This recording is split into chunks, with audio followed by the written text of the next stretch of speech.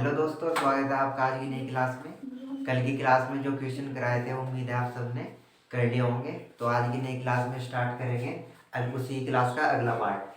उस पार्ट का जो पहला क्वेश्चन है, क्वेश्चन नंबर 10, निम्नलिखित समीकरण को हल कीजिए। ठीक है, निम्नलिखित समीकरण को हमें हल करना। एक समीकरण हमें दे रखी है 1/x माइनस के 1/x माइनस 2 बराबर 3। यहाँ x बराबर नहीं होगा 0 और 2 के, यानी कि जो इस समीकरण में हम x की दो वैल्यू निकाल लेंगे, उन दो वैल्यू में एक 0 नहीं होना चाहिए और 2 नहीं होना चाहिए। यानी कि x का मान 0 और 2 ना होगा, चाहे कुछ भी होगा, ठीक है, लेकिन 0 और 2 के इक्वल नहीं होगा।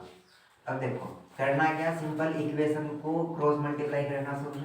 Cross multiply x minus 2 multiply x minus 1 के साथ में, तो मिलेगा हमें x माइनस 2 माइनस x की 1 के साथ करेंगे तो x अपॉन x की x माइनस 2 के साथ मल्टीप्लाई करेंगे x स्क्वायर और माइनस का 2x इज इक्वल टू 3। यहाँ x प्लस का x माइनस का आपस में हो जाएगा कैंसिल, ऊपर बचेगा माइनस के 2 और नीचे बचेगा x स्क्वायर और माइनस के 2x बराबर 3। यहाँ तो कोई प्रॉब्लम नहीं। एक्स स्क्वायर माइनस के 2x इधर आके 3 के साथ मल्टीप्लाई करेगा तो माइनस के 2 इज इक्वल टू हो जाएगा 3 इंटू एक्स स्क्वायर माइनस के 2x या माइनस के 2 बराबर 3 की मल्टीप्लाई अंदर करेंगे तो हो जाएगा 3x स्क्वायर माइनस 3 दूनी 6x माइनस का 2 इधर आके प्लस का 2 तो हो जाएगा 3x स्क्वायर माइनस के 6x प्लस के 2 बराबर 0। अब देखो यह मिली हमें द्विघात समीकरण। द्विघात समीकरण के हमें गुणनखंड करने हो तो देखो गुणनखंड किस तरह करेंगे हम, जो एक्स स्क्वायर का गुणांक है उसकी मल्टीप्लाई करेंगे बिना एक्स वाले के साथ में, यानी कि सी के साथ में। 3 में हो जाएगा 6 और 6 के ऐसे टुकड़े जिन्हें जोड़ के 6 आ जाए, तो ऐसे टुकड़े करना संभव नहीं होगा। तो जहाँ टुकड़े ना हो वहाँ यूज होगा श्री धराचार्य सूत्र। ठीक है, जहाँ फैक्टर नहीं कर सकते वहाँ यूज होगा श्री धराचार्य सूत्र। श्री धराचार्य सूत्र से श्री धराचार्य सूत्र हो गया माइनस के b plus minus under root b square minus 4ac और अपॉन में 2a। अब यहाँ से इस इक्वेशन से a b c की वैल्यू निकालनी पड़ेगी, तो इसकी जब तुलना करेंगे हम ax square plus B X plus C बराबर 0 के साथ। अब देखो a की वैल्यू आ गई 3, यानी कि a बराबर आ गया हमारे पे 3। यहाँ से b की वैल्यू आ गई माइनस के 6, b बराबर माइनस 6 और c की वैल्यू आ जाएगी प्लस के 2, c बराबर प्लस। यहाँ तक कोई परेशानी नहीं। अब आगे देखो सिंपल वैल्यू फॉर्मूले में पुट कर दो। देखो माइनस एज इट इज रहेगा और b की वैल्यू है माइनस के 6, तो यार आ जाएगा माइनस 6 और plus minus under root minus 6 का whole square minus 4 into a की वैल्यू है 3 और सी की वैल्यू है 2 अपॉन में 2 इंटू 8 माइनस माइनस प्लस तो 6 प्लस माइनस अंडर रूट 6 का स्क्वायर करेंगे तो 36 और माइनस माइनस हो जाएगा प्लस और माइनस के 4 या 12 12 दूनी हो जाएगा 24 अपॉन में 3 दूनी 6। अब 6 प्लस माइनस 36 में से 24 माइनस करेंगे, ये बचेगा 12 और अपॉन में 6। अब देखो 6 एज इट इज रहेगा और प्लस माइनस 12 को लिख सके हम 2√3 और अपॉन में 6 2√3, क्योंकि 2 को अंदर लेके जाएंगे तो 2 बार लिखे जाएगा और अंदर जाकर मिल जाएगा 4 तिया 12। अब ऊपर से एक साइन प्लस का आ रहा है एक साइन माइनस का, तो एक बार हमें प्लस चिन्ह लेना पड़ेगा एक बार माइनस चिन्ह, तो शुरू में प्लस चिन्ह लेंगे। प्लस चिन्ह लेने पर तो हो जाएगा 6 प्लस 2√3 अपॉन में 2, ऊपर से 2 कॉमन आ गया, नहीं सॉरी 6 ऊपर से 2 कॉमन आ गया तो अंदर बचेगा 3 प्लस √3 और अपॉन में 6। 2 से 6 काटेंगे 3 बार, यानी कि एक वैल्यू आ गई 3 प्लस √3/3। यहाँ तक समझ में आ गया सबके। अब एक बार ले लो माइनस का चिन्ह, तो माइनस चिन्ह लेने पर माइनस चिन्ह लेंगे, 6 माइनस 2√3/6, ऊपर से दो दो बाहर कॉमन, अंदर बचेगा 3 माइनस √3 और अपॉन में 6। 2 से 6 काटेंगे 3 बार, तो वैल्यू मिलेगी 3 माइनस √3/3। दूसरी वैल्यू मिली हमें 3 माइनस के √3/3। पहली वैल्यू है, दूसरी वैल्यू है, तो ये दोनों के दोनों हमारे आंसर। देखो अगला क्वेश्चन है, दो क्रमांक धन सम संख्याएं ज्ञात कीजिए जिनके वर्गों का योग 340 है। ठीक है, तो हमें सबसे पहले दो ऐसी संख्याएं लेनी जो धन हो, धनात्मक हो और सम हो, जैसे कि 2 4 6 8, और उनके वर्गों का योग कितना होना चाहिए 340। अब हमें संख्याएं पता नहीं है, संख्याएं है क्या, क्रमागत का मतलब हो जो क्रम से हो, जैसे 1 के बाद 2, 2 के बाद 3, 3 के बाद 4। अब संख्याएं मान लो, माना संख्याएं x व x प्लस 2 है। एक क्रमागत सम संख्या मान ली x, दूसरी मान ली x प्लस 2। x प्लस 2 लेकर यहाँ से x की वैल्यू में 2 रखूँ सम संख्या, तो यहाँ 2 और 2 कितना होगा 4। एक संख्या में 4 मान लूँ तो दूसरी संख्या 4 तो 6 होगी। अगर 2 ना होकर यहाँ 1 होता, तब यहाँ अगर संख्या सम मानते 2 और यहाँ 2 रहे कितना हो जाता 3। 3 हो एक भी सम संख्या होनी चाहिए सम, इसलिए पहली संख्या x, दूसरी संख्या x प्लस 2। अब उसने कहा कि जो दो संख्या है उनके वर्गों का योग, यानी कि पहले इनके सबसे पहले वर्ग करने पड़ेंगे, वर्गों का योग कितना है वो 340। पहली संख्या x इसका वर्ग योग दूसरी संख्या x प्लस 2 इसका वर्ग, इन दोनों का योग कितना होगा 340। समझ रहे क्या? ठीक है, देखो x तो इक्वेशन मिलेगी x² plus x plus 2 whole square is equal to 340। अब x का वर्ग एज इट इज रहेगा प्लस, यहाँ देखो a प्लस b का होल स्क्वायर बन रहा है, यानी कि a² plus b² plus 2ab। Formula खोल लेंगे x² प्लस b² 2 दूनी 4 प्लस 2ab, तो 4x 2 दूनी 4 और 4x बराबर 340। x² प्लस x² ऐड कर देंगे आपस में, 2x² प्लस के 4x, 340 प्लस का इधर आके माइनस का, तो माइनस के 340 और प्लस का 4 बराबर 0। या 2x² प्लस के 4x, 340 में से 4 माइनस करेंगे, माइनस के बचेंगे 336 बराबर 0। दोनों माइनस प्लस माइनस हो और दोनों में सब जो बड़ा हुआ है उसके सामने का साइन आ जाए। ठीक है, अब दोनों में से सब पूरी इक्वेशन में से 2 बाहर ले लो कॉमन, अंदर बचेगा x का वर्ग प्लस 2x माइनस 2 एकम 2, 2 छक्की 12 और 2 अट्ठे 16 बराबर 0। 2 इधर मल्टीप्लाई करना है, इधर जाके ये भी 0 हो जाएगा, तो इक्वेशन मिलेगी हमें, इक्वेशन मिलेगी x² प्लस 2x माइनस के 168 बराबर इसके 0। अब हमें मिली एक द्विघात समीकरण। द्विघात समीकरण हमें फैक्टर करने पड़ेंगे, इसके टुकड़े इसके बराबर, अगर माइनस हुआ तो घटा लाना चाहिए, प्लस हुआ तो जोड़ लाना चाहिए। अब देखो यहाँ माइनस है तो इसके ऐसे टुकड़े जिन्हें मल्टीप्लाई करेंगे 168 आ गए और घटा लेंगे तो 2 आ गए। अब 168 के ऐसे टुकड़े मिलेंगे हमें, फैक्टर कर लो इस तरीके से।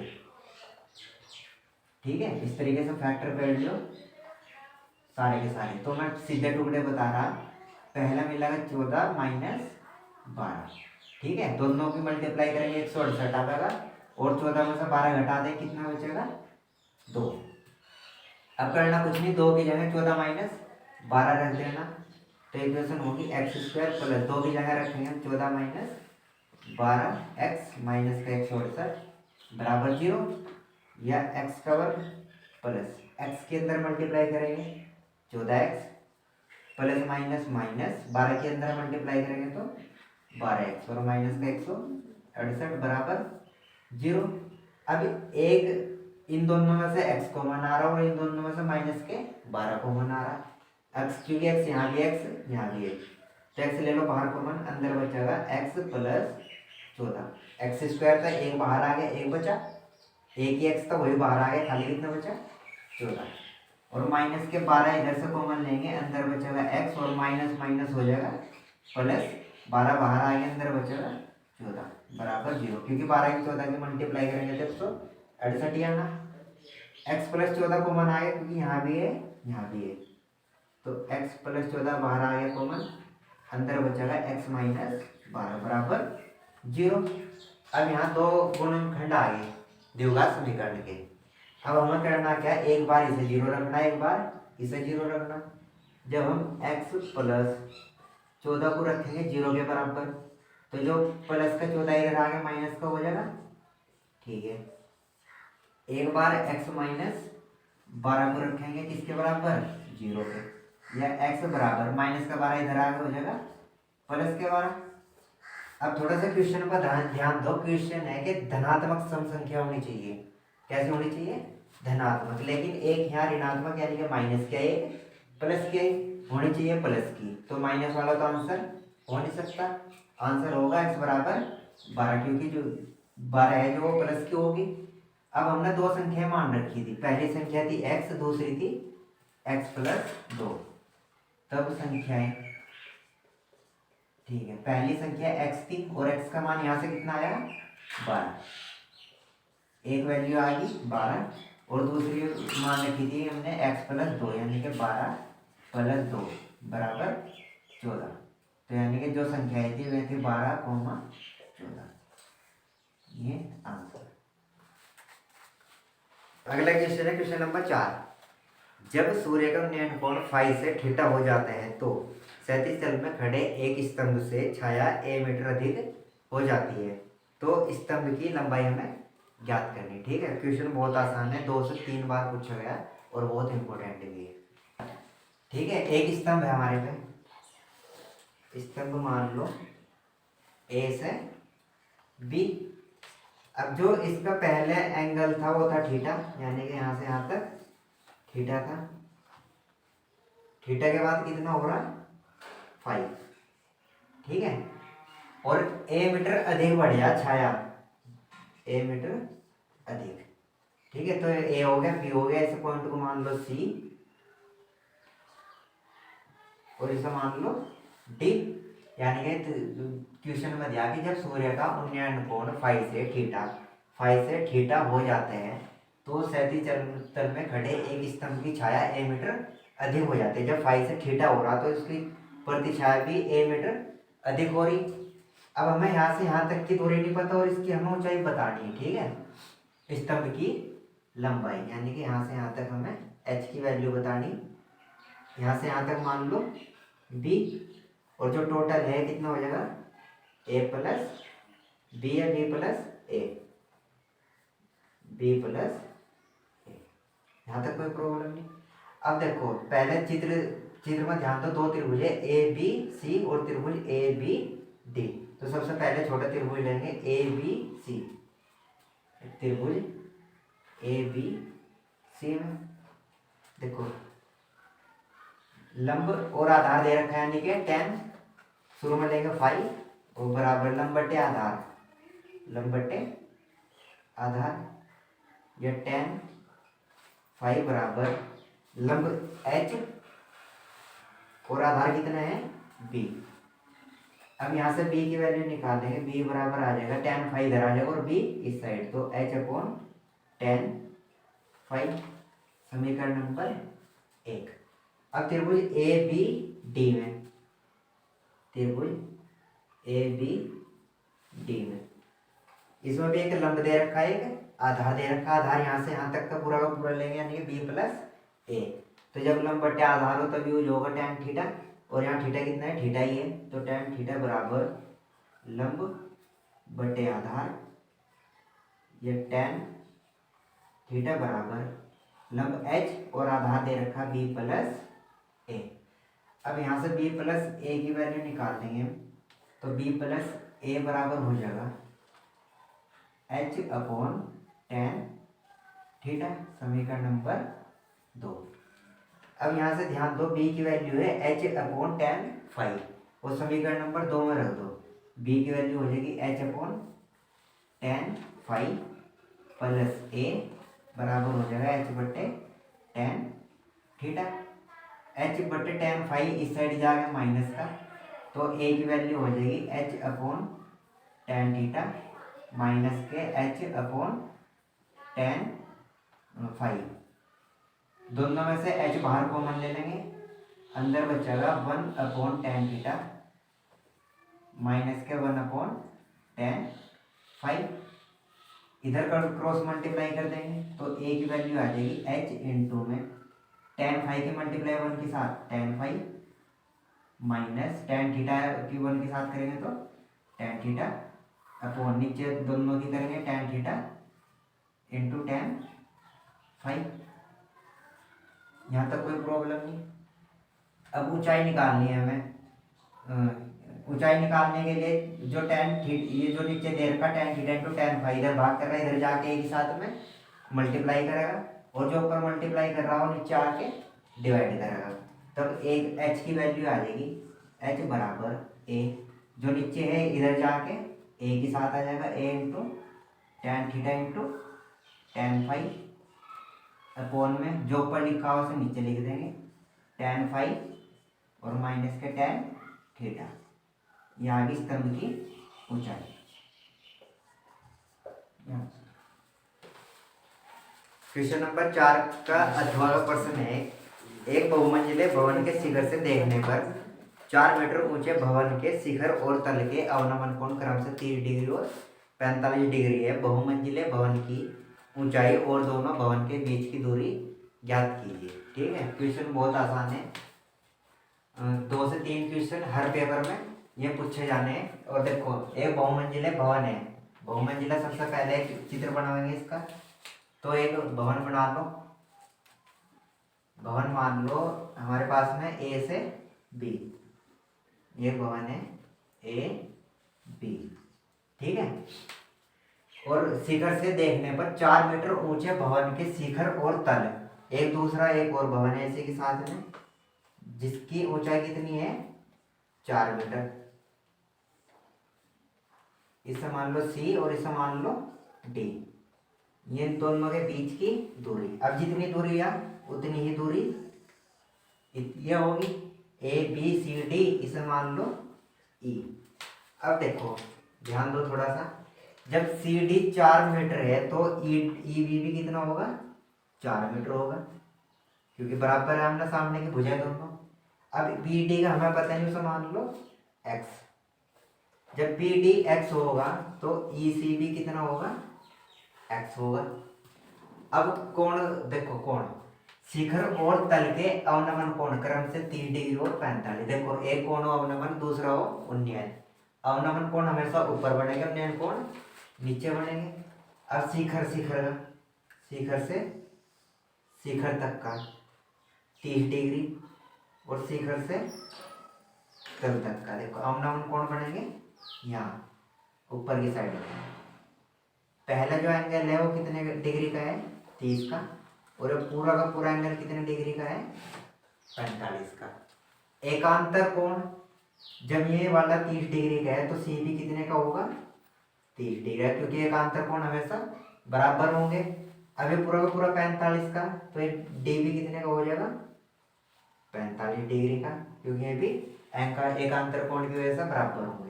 अब हमें ए से ई की दूरी हमें पता नहीं है, ठीक है।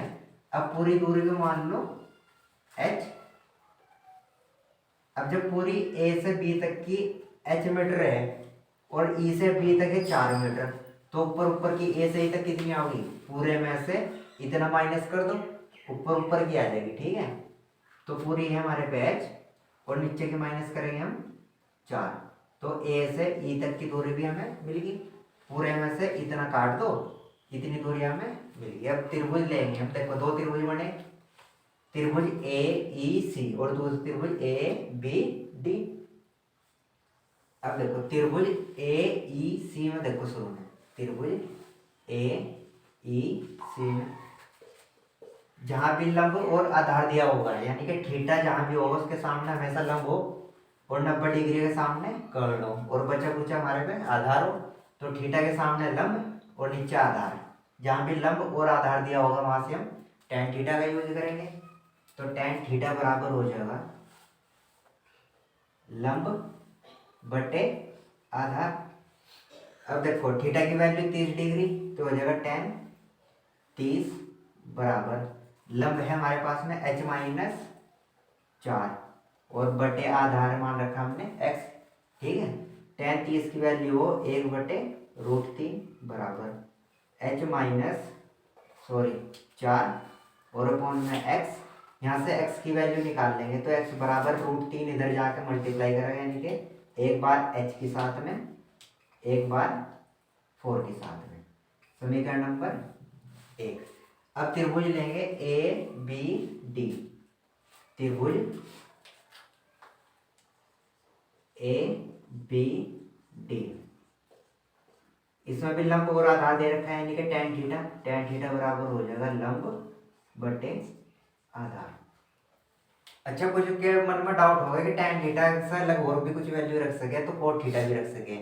cot थीटा क्या हो जाएगा आधार बटे लंब। तो जब cot थीटा रखेंगे आधार ऊपर चले जाएगा लंब नीचे चले जाएगा तब भी वैल्यू सेम ही मिलेगी हमें। ठीक है, फिलहाल लंब ऊपर ले रखा आधार नीचे तो हमें tan थीटा ही रखना पड़ेगा। अब tan थीटा यहाँ देखो कितना है थीटा की वैल्यू 45।